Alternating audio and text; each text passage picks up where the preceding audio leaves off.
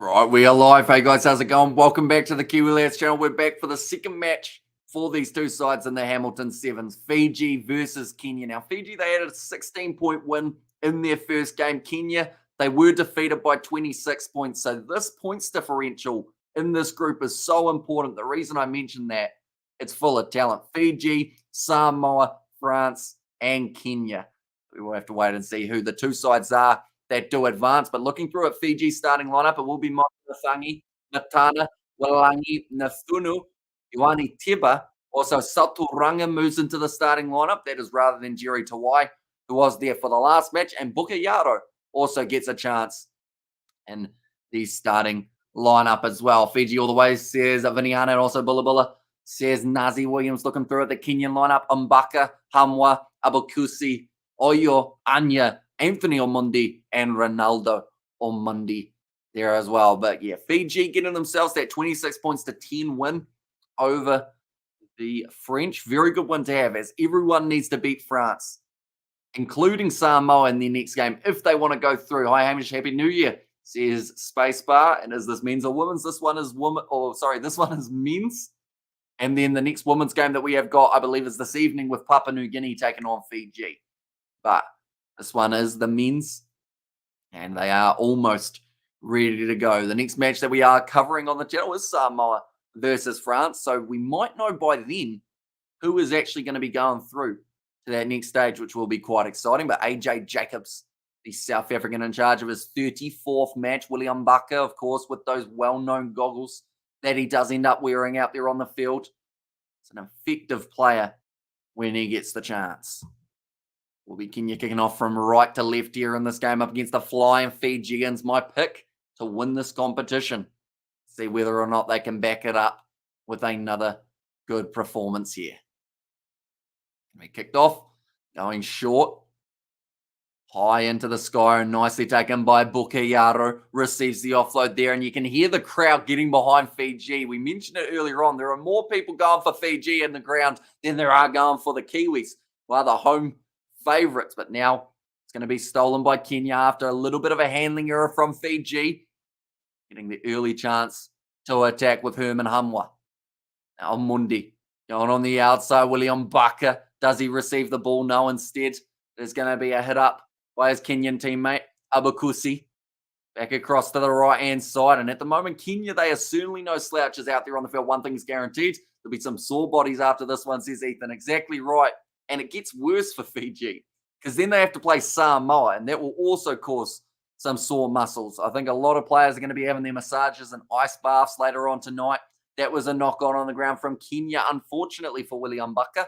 So it does now mean that Fiji will have the scrum from just inside of their 22. No worries, I have a TAB bet on Fiji women's game.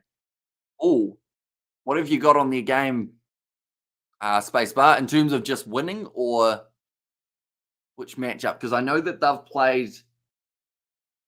Oh, they play New Zealand next. That will be an interesting one. What time's that game? I think we are covering that game on the channel, now that I think about it. The mighty Fijians, let's go Kenya. Says David the Mold. Right, both teams standing up here.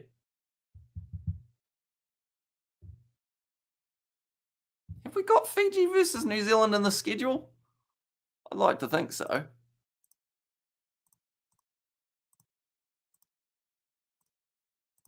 Have I forgotten that match? Surely not. Going back across. Nice step again. Through he goes, Bukayaro. Got huge amounts of pace. Now it's in the hands of Walangi. He scored well by Kenya, but sitting 40 meters out from the Kenyan try line. Now great step from the number 7, Saturanga, Felipe Saturanga. The final, says David the Mod. Or just the matchup in general. Is it New Zealand, Australia? The women's, when do they play? Have I not got their match down?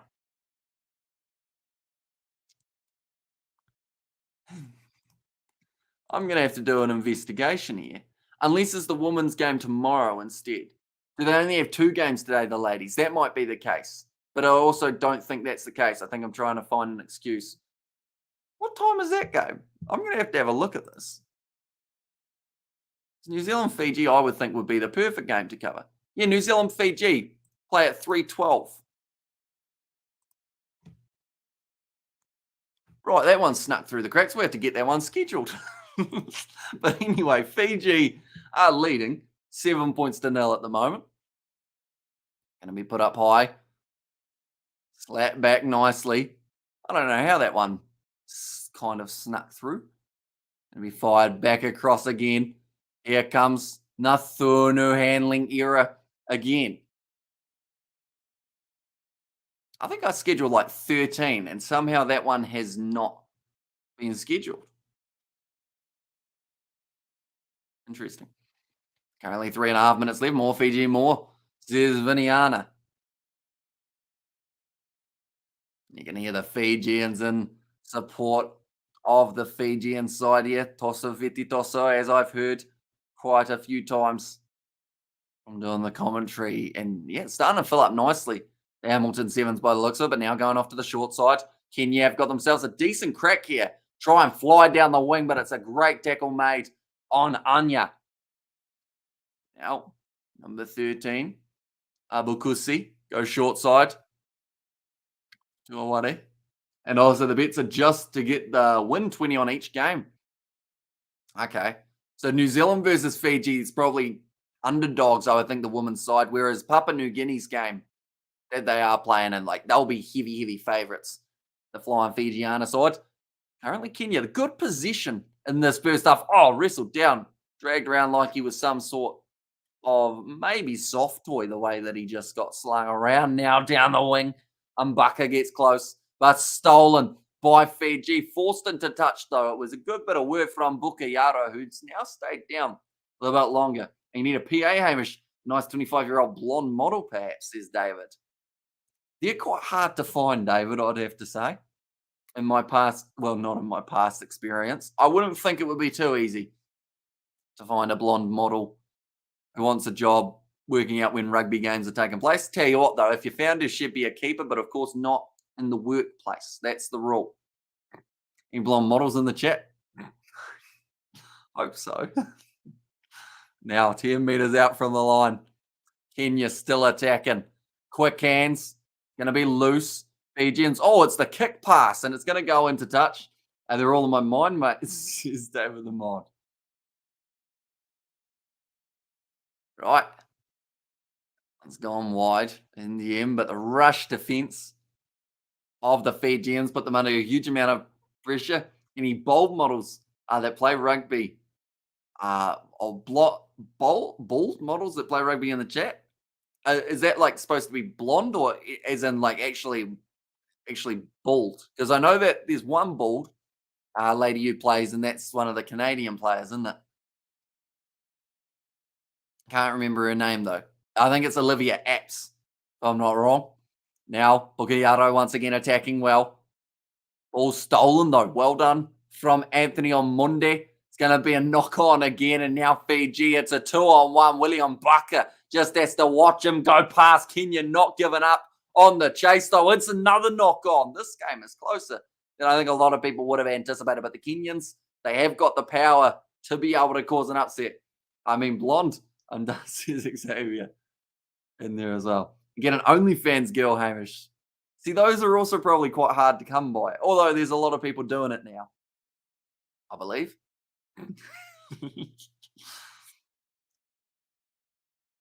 I don't think I could name you one OnlyFans person.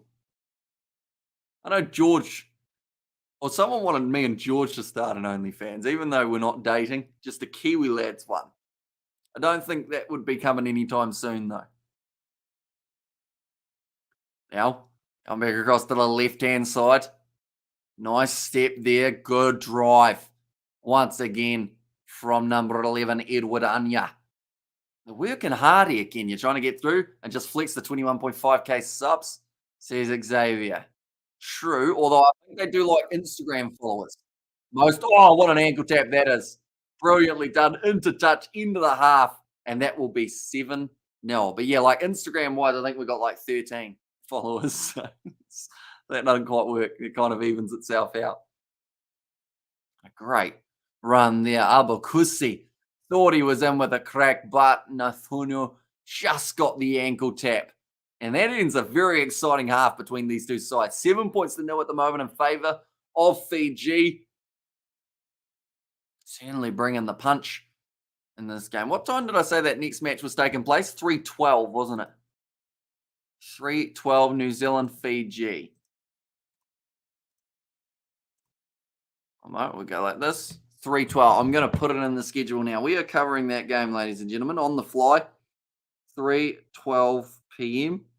The Sevens match between the women, and that is New Zealand versus Fiji. That should be a good watch, to be fair. Fiji, they always try and cause that upset up against the Black Ferns. They get close sometimes. But that'll be a nice time. Watch a little bit of rugby. So I believe after this live stream, we've still got another 6 live streams left of the day in terms of the Sevens. And then also alongside that, we will have the Champions Cup later on tonight. Sharks versus Harlequins. Should be a great game of rugby union as well. But currently Fiji leading this game 7 points to nil. It's been a close one. Fiji just getting that singular try. They'll certainly want a few more of them at the start of the second half. This is kind of similar to what we saw in the Kenya Samoa game though. And Kenya, unfortunately for them, they did slow down in that second half. Come on, Fiji, says Viniana. And by slowing down, they then allowed more opportunities for the Samoans. Michaela Blythe is it for New Zealand lethal, says Ethan. Do you think she wants a job as a Kiwi Lads PA? Although she's playing in the game, so that's probably a bit tricky to do. Currently second half just about to get underway. Is that a Fiji or the Fijian women's Hamish later on? It is. So yeah, 3:12 p.m. New Zealand time. Fiji women's versus New Zealand women's will be the matchup, and we will be covering it on the channel. I have to get that live stream scheduled at some point. I'll probably schedule it around 3. No, maybe not 3, maybe about 2:30, just after New Zealand versus Australia. Now, Fiji, a big second half. And this one I got Fiji, but silently want the underdogs Kenya to win, says John. And that's the thing. If Fiji end up losing this game, it opens the door for France if they can beat Samoa. But that is the big part there. They have to beat Samoa, which they've got potential to do. Kenya knocking that ball backwards, nicely taken by Nelson Oyo. Found the offload. Oh, that's harsh. They've said it's knock on. But I don't know if it was Michaela Blythe, goddamn, says David. Very quick. Very, very fast. I feel like I could take some pointers from her when running between the wickets. Because I noticed on the GoPro footage, it looked like I was running quick. I wasn't. I was only like really not great in terms of the pace. Okayaro now. About to feed the ball in. The scrum's a little bit scrappy. But the Fijians managed to get it out the back and available. Bukiyaro this time knocks it on. And now Kenya able to steal it again. And they've got the counter-attacking opportunity if they can find the pass. Scragged down by the jersey again. Good tackle made by Sato Ranga. At the end of the day, if you got anything that you can grab onto, you take that opportunity. Edmund Anya going back across again for the Kenyans. The draw and pass doesn't need it though. Breaking through the line. Here comes Tanga. And he's going to almost get tripped by his teammate. But he manages to get over the line. That was very close to him getting tripped by his much larger teammate, Bucker. That would have been a big balls up. But Brian Tanga only recently coming onto the field, breaking through a relatively soft tackle attempt there by Tera Wailangi. And also, France can beat anyone on their day exactly right, which is why if they lose this game to Samoa, they're gone. But if they win this game, their last game's up against the Kenyans, and you'd think that points differential would be so important in that matchup. But Kenya now, with that conversion, they will be sitting 7-all in this game up against the Fijians. 2 halves right, says Harrington. It is indeed. So 5 minutes left in the second half. And the Kenyans in support of their side in the crowd. It's absolutely awesome to see all the different flags that are being shown around the ground.